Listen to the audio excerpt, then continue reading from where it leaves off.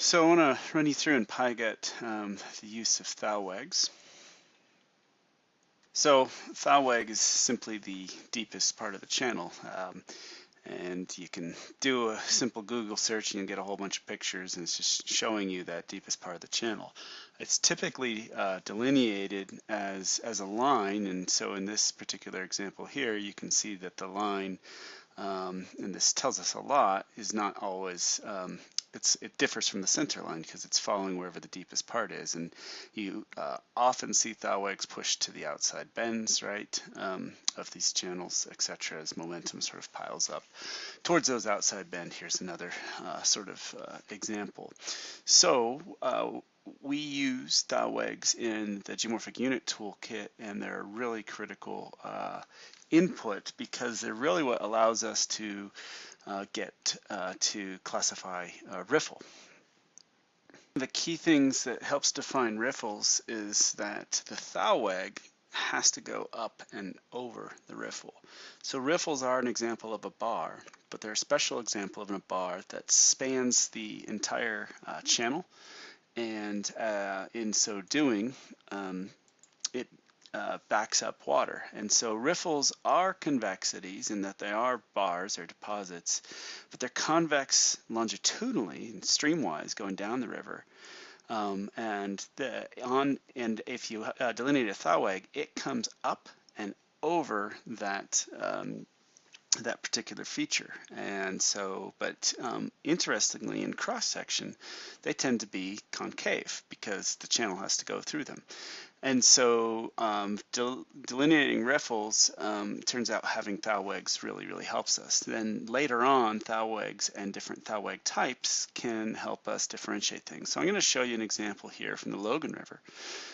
And I'm just going to turn on, actually not that, I'm going to turn on, where are we? Right here, a little bit of imagery for context. So you got a relatively simplified reach upstream here, and then gets down, gets a little bit more interesting. And so we'll kind of go through, and you'll see on the documentation, if we go back here, whoops. If we go back here, there are, for the Thalweg polyline inputs, we need to have two attribute fields in the shapefile, and you need to provide these classifications to help the tool work. So the one field is channel type, and the other one is Thalweg type. So remember that this attribute is not an attribute so much of the Thalweg as it is the channel that the Thalweg is flowing through. And then this is more specific as to that Thalweg type and how it's different than, say, other Thalwegs. We tend to think that there's just one Thalweg in a channel, and that holds true when you have a relatively simple Thalweg, and I'm sorry, a relatively simple channel. And so I'm going to just look at the top part here where we said it's relatively simple, okay? And so I'm going to turn on, just for context, the low flow channel. And then I'm also going to put on that gray line there to give you some context with the bank full. I may even put on some coarse contours just so you can see a little bit of what's going on here. So you can see this Thalweg kind of coming in, moving around, crossing back and forth on outside bends. You can see the Thalweg position relative to the center line that I've just turned on. And indeed, there's just one Thalweg as you're coming through here because it's a relatively simple channel. But we get to a certain point, and you can manually edit to add these things in. And there isn't just one Thalweg. You know, there's this other little thing over here coming in. Some little bit easier examples. There's another one. So you got a little bank attached bar starting with a little what we'll call a shoot cutoff later coming in there. Show you another example downstream here, upstream of this railroad bridge, where not only do we have a little odd bar form here, diagonal bar, and a little shoot cutoff coming in, but then we get this really big eddy. Going like this, and so this large eddy has with it, it's such a strong, powerful eddy. There's a big eddy bar and its own Thalweg that's coming back up through on this, and this. These things can be a little confusing to people, but they also help us better define geomorphic units if we can characterize them. And so your first step is really to go through and delineate all the Thalwegs that you think you have. And you can just do that with simple editing, adding of the features. Make sure when you're doing that you draw them directionally so that, for example, this is a tributary stream coming in. We've only got topo for this one little piece of it, but start here and then draw downstream, okay? If our first thing we have to do is have a channel attribute field, what you would do is you would go into your attribute table and you could add a text field, for example. I'll just show you where that is, but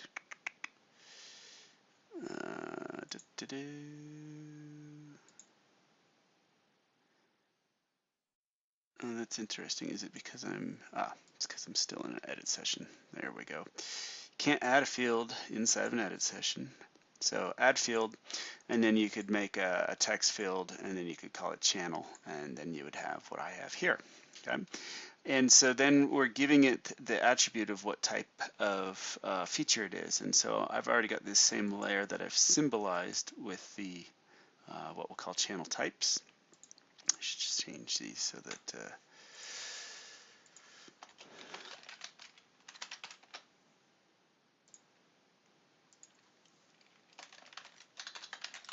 and then this one's going to be Thalweg type.